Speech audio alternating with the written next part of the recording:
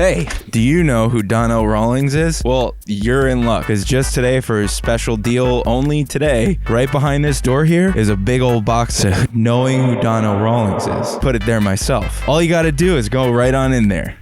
Hold on, motherfucker. You gotta pay me first. What is this useless shit? I only accept payments of the highest grade of a like, comment, and subscribe. Hit that bell? Better hit that bell. Okay, go ahead on in. Donnell Rawlings Show, live in your face. Fuck y'all bitch ass nigga, you never take my place, nigga.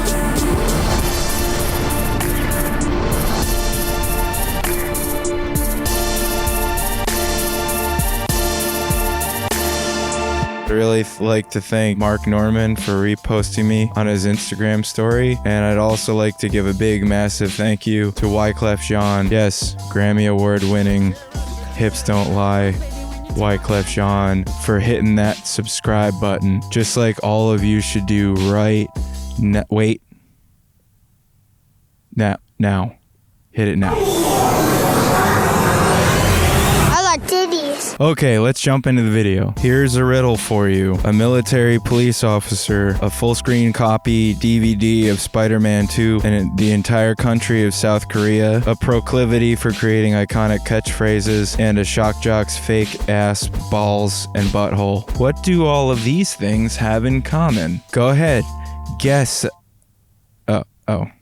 Oh, you guess. Yeah, it's Donnell Rawlings. You might know him from his time on MTV2's Guy Code. Damn, you look like a broke ass Michael Jackson. I want you to shove on, take it in the face. Or maybe you watched when he appeared on Dr. Zoe Today? The f is that? If none of those ring a bell, maybe you know him from the time he guest starred as an angel that took Jesus's divinity during his time of doubt in a very special Christmas in Compton episode of Black Jesus. You're not Jesus anymore. Piece of shit, Bobby Brown reject looking motherfucker. No, I'm kidding. Obviously, it's Chappelle Show. You know him from Chappelle Show. Okay, it is recording. Donnell was born in Washington, D.C. on December 6, 1968, and grew up in Alexandria High School with his mom. No, that's wrong. In Alexandria, Virginia, with his mom. After graduating high school, Donnell joined the United States Air Force and became a military police officer. I was military for 4 years. Were you really? Yeah, Air Force. In? Air Force? Air Force 4 years. I was a cop in the military. Stationed in Kunsan, Korea. Stationed in Poland. NUICO, Tongsang, NSCO, Nuna, Haigu, Dega, Doktoke, Arso. Whoa. Hey! Most of you f***ers click off at this point. What I'm gonna do is just flash pictures of half-naked women to keep you here, because that's probably... I'll put like one guy in there, just in case there's a female watching this, which I highly doubt. I think I'll put a booty pic in the thumbnail just to get people to click on this. Back to the video. I used to hear this phrase all the time. Airman Rawlings, your blatant disregard for established military policy shows a lack of military brain and integrity. I used to hear that. I was like, these motherfuckers gonna gun and kick me out. Donnell was an awful military police officer, having only made one arrest of a woman he found attractive so that he could, you know, ask her for license and registration. Nobody believes I was the worst cop ever. I've made one arrest in 4 years, and that was because a girl came through the gate. She had some big titties. At the time, Donnell was stationed in South Korea, where he slowly absorbed the linguistics of the native tongue, Chinese, Korean. Again, I'm hating on all them Korean sheep. He looks like a broke ass sexual chocolate. I don't know, I think that's Korean. Do I look like I speak f***ing Korean? We were in New York when we were shooting Chappelle Show. We walk into a deli. Yeah. And, you know, two Korean guys sitting talking to each other. Donnell turns over, you know how he talks, and he starts going, but you know, starts doing the thing. And I thought he was fucking with him. I'm like, oh, come on, man, don't do that. Like, I'm so sorry, sir. And because the guy looked shocked. And then the guy started talking back, and they talked to each other for a couple seconds. And I'm like, I was floored, staring at him. I couldn't believe it. And he goes, oh, they thought, he said, they thought we were stealing, son, and I told them that we wasn't stealing. They call him like a dog-eating motherfucker in his own language. Yeah. Donnell used this newfound power of his to quit the Air Force and become an overnight K-pop sensation. Donnell's first hit single Kim Jong-il, which translates directly to the Kim Jong-illest, and featured the dictator on the track itself, went triple platinum and helped bring North and South relations to the best they'd ever been. I was trying to be funny again.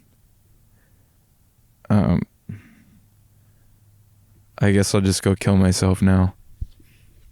Don't do that, son. Okay, well, when you put it like that, Donnell decided to say fuck that military shit and started visiting comedy clubs. While at the comedy clubs, he would heckle the comedians on stage. He would heckle them so badly that he soon became the primary object of entertainment. 2 years in Korea, 2 years at Bowling Air Force Base, and I got out and just randomly went to a comedy club, became a heckler. I was an asshole. I used to go to this comedy club every Wednesday to fuck with the comedians. I was such a good heckler that people used to come to the show to hear me heckle. They would be at the door like, yo, is that asshole dude gonna be here tonight? Joe, I was so cocky. After 4 weeks of heckling, I tried to make a deal with the club owner.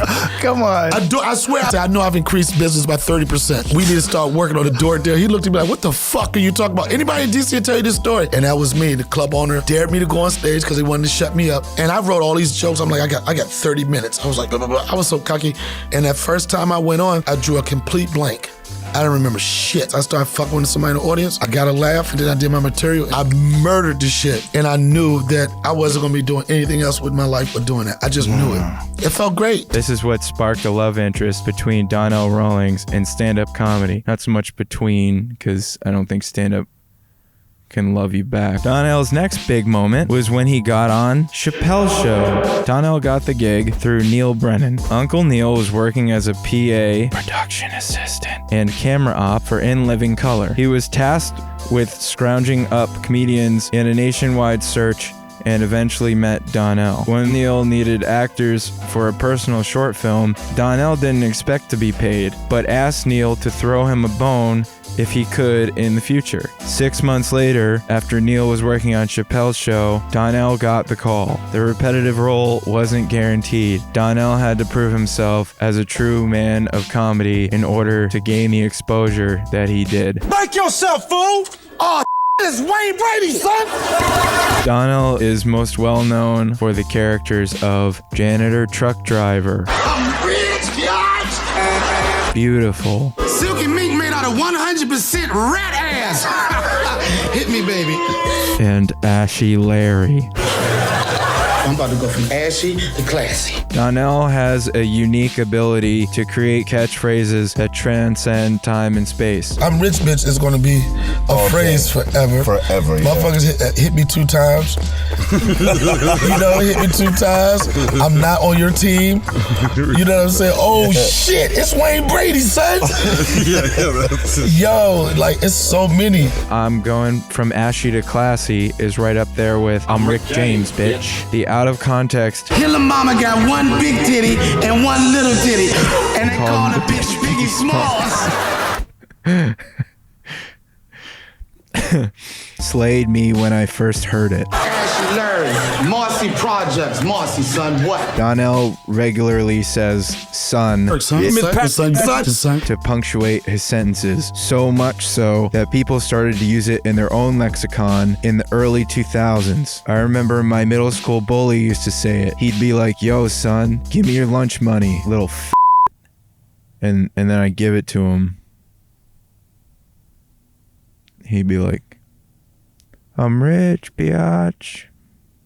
Donnell's appearances, in my opinion, are what really define the tone of Chappelle's Show, and despite being scarce and brief, Donnell has stated he worked doubly hard to maximize his opportunity to stand out and provide an entertaining contribution to the show. I gave that show everything. Every time I had a second on camera. 2.5 years on that show. If you had an editor break down how many times I spoke, it would probably be a total of 4 minutes. I'll get a word here, I get a phrase here, but I told myself, whenever they turn that motherfucking camera, I'm going for it. Like, even if I'm not talking, I'm gonna make my body so expressive that your eyeball draws to. I remember Neil told me one time, and I didn't have a mic. I was like, yo, Sam. And Neil said, you're not gonna get a mic, bro.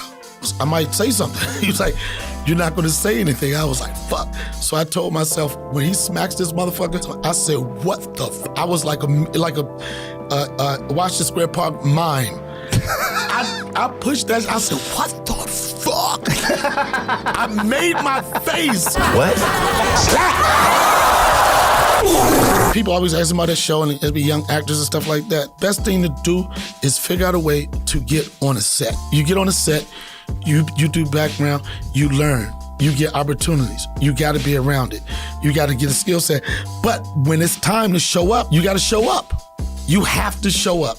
He made the most out of what he had to work with, which resulted in moments that were extremely impactful and memorable to the audience. As a warm-up comedian for the show, Donnell would strategically go extra hard in the paint. Because of his fun and energetic demeanor, this prompted live audience members to go buck wild whenever Donnell appeared on screen during the episode. And I'm not being cocky, people would go nuts. They'd be like, oh shit, and the reason was because I was the guy that warned the audience before Dave came out. Oh, okay. So I knew if I go gut the room out at the beginning, then when they see me on the screen, it's gonna be like, it's gonna be big. Donnell's generally positive feedback from working on Chappelle Show at the time may have spurred him into thinking he'd become international ashy superstar. The reality would come crashing down on him when he was once humbled by Ludacris. And Ludacris gave me a lesson out of nowhere. I saw him in the airport and I was on Ashy Larry hard. I was like, rich bitch, man. So I'm like looking at rappers like, we're even, right?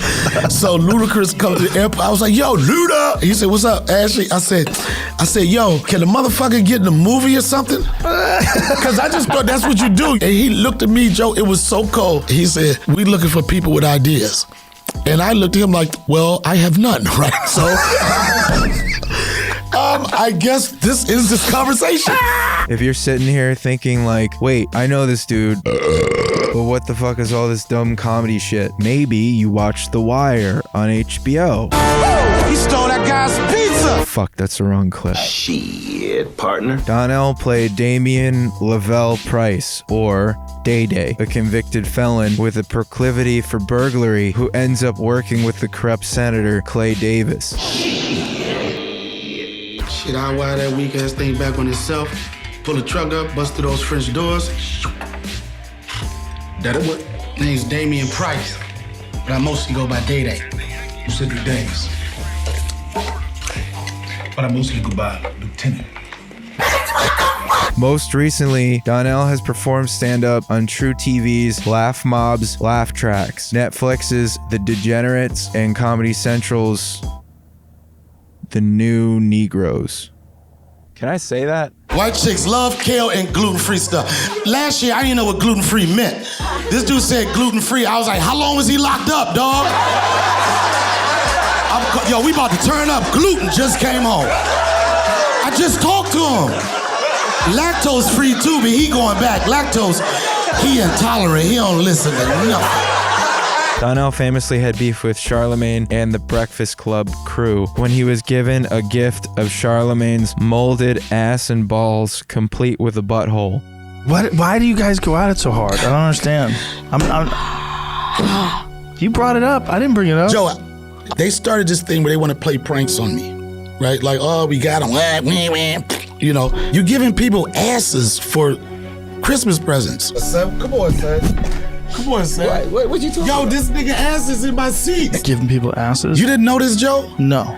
Like Charlemagne, fake asses? Joe, you didn't know this? I didn't know this. Exactly, Joe. And the point I'm making, Joe, is that that's not what you gift your mans. I know you're gonna know how to break it down, the whole ass and the anal cavity. Why not? That's the trick. That's the first thing I do. I will take What are they gonna fill it up with cream? If that was your ass, how would you lotion it? It ain't gonna be. I don't answer questions like that, son. Look, that's DJ Envy. He got a family, Joe. The thing that upset me the most was the excitement in your face when you opened this. Did you see him fingering it? You're not into fingering rubber butts in front of people on camera. I get it. I'm just trying to be in a better place peacefully on the inside, man. You know those horns they take to soccer matches? I went to the Breakfast Club with a bag full of them motherfuckers. And every time he said something, Joe, I did like this. Jesus. I shut him down. He couldn't talk, right? Then I'm shaking it like, I'm like this. I got the motherfucker like this. The Freon is freezing my hand, right? And then my shit went dead.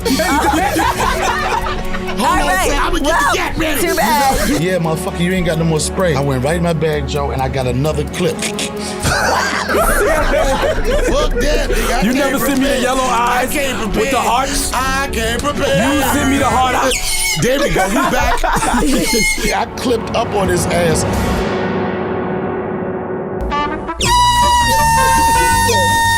You know this show. Send me the yellow eyes. Time he wanted to say something. Here go Donnell.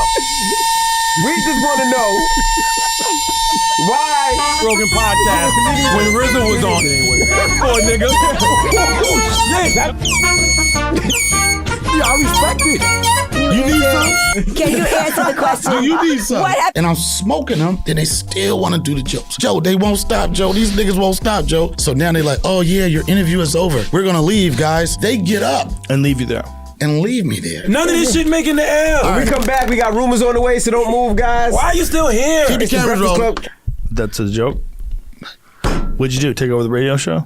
That's Joe, what I would imagine you would do. It was about to go down. They said we're leaving. I was like, the fuck out of here. Nobody wants to leave. Nobody wants to leave. I'm leaving. Yeah. Bye. Take your sweatpants, nigga. Angela Yee, that's my girl. They said, you going? Angela's like, no, I'm gonna stay. The interview I kind of wanted them to give me, the series interview or whatever, me and Angela Yee clicked right into the series interview. The motherfuckers bust back in. Hey, what are you doing? I'm like, no, nigga, y'all gone. Go. Example, like what's an inspiring? Boring. Inspiring. Give me my fucking bag. You don't know when to get off the stage. The red light been on, nigga. You don't know when to leave the building, nigga. I thought y'all was gone. Leave and left. Make like a tree and leave. You like Kanye last 2 albums, son.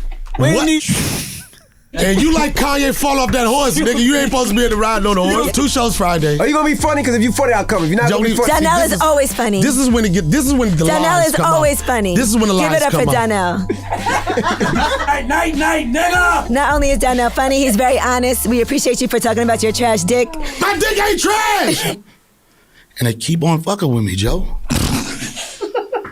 My mind's telling me no. Donnell currently has almost 400,000 followers on Instagram, where he gives fans an insight into his personal life and milks the shit out of being shot in the thumb. Like, really milks the shit out of being shot in the thumb.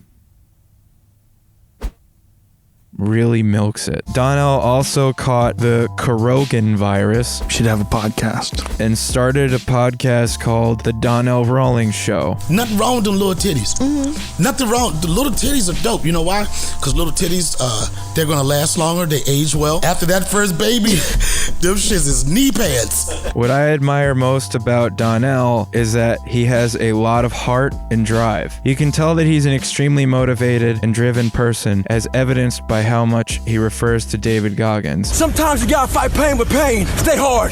And even more so by how he handled the Chappelle Show opportunity earlier in his career. It's easy to see his passion for comedy when you watch him perform. His enthusiasm is infectious, which allows him to quickly gain the audience's favor, resulting in absolutely electric shows. He exudes Big Brother energy. He's definitely one of my top 10 favorite comedians of all time. Here comes dumbass Ashy Larry. What a dice? What a dice? What a dice? Yo, give me that money, son. Go upstairs and put on some lotion. Right there. I hope this video gave you a taste of who Donnell Rawlings is. I suggest you go follow him on Instagram and check out his podcast on YouTube. Not yet though. Not yet. You should also go visit his website where you can buy some merch, including a $50 scented candle made from whale sperm. $50? I want some black ash in my life, but I don't want to take out a second mortgage to do it. Hi, I'm Dave Chappelle, and this is a black ash candle. It smells way better than it sounds. Take it from me and Ashy Larry. Black ash, bitch. If you enjoyed this video, leave a comment down below. And please let me know who I should cover next. Please support the channel by donating half a second of your life to hitting that subscribe button for me, and then another half a second of your life to poke that like button. Thank you very much. Hey, stick around, because I'm going to repay the favor to all you sexy subscribers in just a minute. Just a second. Second? Yeah, second. Here's a list of really awesome people right here. See this? All this? Oh, I know that guy. Hey, I know you. Hey, thanks for doing that. This is an awesome list that I can totally see right now, and I'm not just guessing. I promise. Anyway, thank you very, very much for all of your support and all of your kind comments. I went from 30-something subscribers to now I think I'm at 67, which is a huge jump for me, and I really appreciate it because I put a lot of work into these videos and writing them and researching them. If you've watched to this point, thank you very much for being an awesome person.